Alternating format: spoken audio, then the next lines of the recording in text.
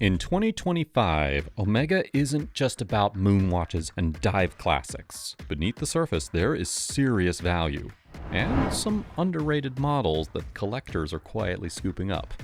In this breakdown, we're going to be stacking Omega versus Omega, model by model, across the Speedmaster, Seamaster, Aqua Terra, and even the dressier lines like the Globemaster and the De Ville. We're talking real specs, market prices, movement history, and why some of these references are rising quietly while others are holding better long-term value. So, whether you're buying your first Omega, upgrading, or you're just obsessed with calibers and ceramic bezels, this one is for you. Let's dive in, starting with the Speedmaster Professional Moon Watch Hesalite, reference number 310 30 42 50 01 001, versus the Speedmaster Sapphire Sandwich, reference number 310 30 42 50 01 002. If you're looking at the Omega Speedmaster Professional, two versions usually stand out: the Hesalite Moonwatch and the so-called Sapphire Sandwich. On paper, they're nearly identical. In reality, they are worlds apart in personality. Both watches share the same 42mm asymmetrical case, black step dial, aluminum bezel with the famous dot over 90, and the manual wind caliber 3861, Meta certified, anti-magnetic, and good for 50 hours of power. But here's where things split. The Hesalite is the classic. Matte bracelet, domed Hesalite crystal, solid case back with the Seahorse medallion. This is the one that actually went to the moon. Retail is around $7,800, but you can find it used for closer to $6,000. The Sapphire Sandwich adds polish. Literally, you get a shinier bracelet, an applied Omega logo, and sapphire crystals front and back so that you can admire the movement. Retail is $9,000, and it usually sells for just under $7,000. So, which one? Go Hesalite if you want that no-nonsense, real-deal moonwatch. Go Sapphire if you want a bit of shine and love seeing the movement tick. Same engine, same shape, but totally different vibe. All right, moving on. Seamaster Diver 300 meter, reference number 210 30 42 20 01 001, versus the Seamaster Sword Hands Diver, reference number 2254 5000. If you're picking a Seamaster in 2025, you are really choosing between modern flash and tool watch routes. The current Diver 300 meter is Omega's flagship diver. Ceramic bezel, laser-etched wave dial, skeleton hands with superluminova, a conical helium escape valve at 10 o'clock. Inside, the coaxial master chronometer caliber 8800, 55-hour reserve, Meta certified, magnetic resistance up to 15,000 Gauss, sapphire caseback, 42mm steel case. Wears thick, but premium. Retail is $6,700, and resale ranges from $4,500 to $5,100, softening slightly due to saturation. Now, enter the 2254-5000. Released in the early 2000s and quietly building a cult following. Matte dial, no waves, no helium port, clean sword hands, slim 41mm case, and Omega's older caliber 1120, a reliable ETA 2892 based workhorse with 44 hours of reserve. No frills, just purpose. Market pricing? Around $2,700 to $3,300, and slowly creeping up. Buy the 300 meter if you want the latest tech, open caseback, and ceramic sparkle. Buy the 2254-50 if you want a pure tool diver with old school charm and better value. Same depth rating, totally different vibes. One's a showpiece, the other's a sleeper. All right, moving on. Omega Seamaster Aqua Terra 150 meter, reference number 220 1041 2103 004, versus the Omega Aqua Terra, reference number 231 1042 2101 002. Two Aqua Terras, similar names, but wildly different DNA. The current Aqua Terra 150 meter, reference 220 1041 2103 004, is Omega's do everything daily. It sports a 41mm symmetrical case, wave edge caseback, and that signature horizontal teak pattern dial in rich sunburst blue. Inside, the coaxial master chronometer caliber 8900 gives you 60 hours of reserve, Meta certification, and 15,000 Gauss magnetic resistance. polished and brushed bracelet, date at 6 o'clock, rhodium-plated hands with super luminova. Retail is $7,100, and pre-owned prices land around $4,500 to $5,000. Now, the Aqua Terra, greater than 15,000 gauss, quietly broke the industry. It was the first fully anti-magnetic mechanical watch.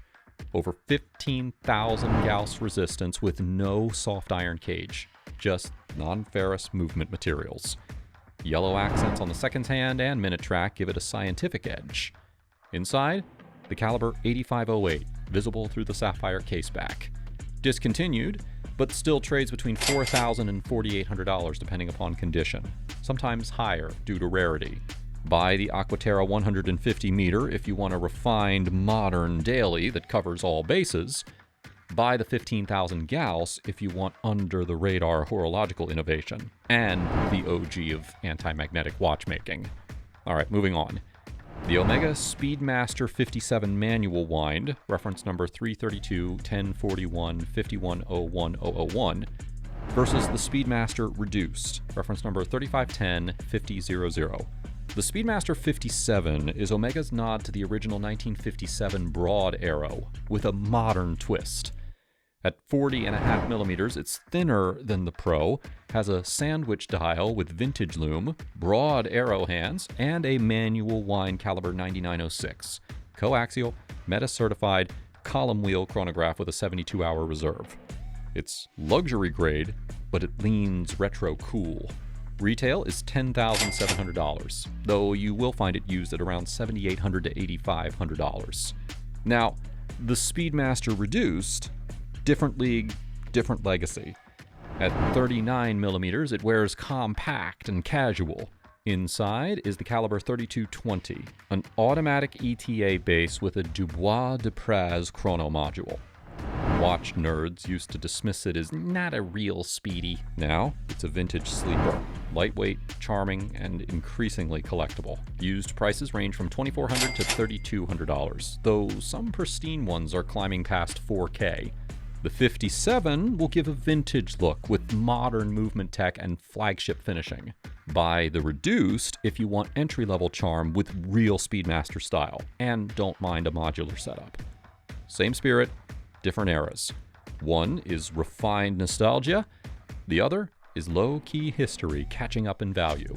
Now so far, we've covered the Space Legend, the Daily Diver, the Stealth Tech Aqua Terra, and two Speedies that are built for totally different lifestyles. Now, let's talk about what collectors are chasing behind the scenes, and one reference that might be the next discontinued spike. Alright, moving on.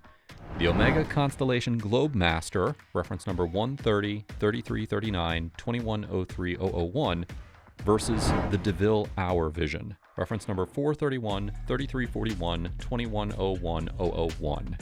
Now, if you're into dressier Omegas that fly under the radar, the Globemaster versus the Hour Vision matchup is low-key fascinating. The Constellation Globemaster was the first watch that was ever certified as a master chronometer by Metis. It's not just about the fluted bezel and the pie pan dial, it is a watch that helped redefine modern Omega quality. The 39mm stainless steel case houses the coaxial master chronometer caliber 8900 with 60 hours of power reserve, anti-magnetic resistance up to 15,000 gauss, and Metis level precision. Retail is around $8,500, but used market prices hover at around $4,700 to $5,200, making it a strong value for serious horology. Now, the De Ville Hour Vision is a sleeper hit. At 41mm, it's a bit more modern and elegant. The real star is the caliber 8500, Omega's first full in-house coaxial movement, visible not just through the case back, but also through the sapphire crystal sides of the case. You get classic styling, a black dial with rhodium-plated markers, and elite finishing that few notice unless they know. Used market prices range from $3,200 to $3,800. Criminally underrated for the level of finishing, movement innovation, and timeless design that it offers.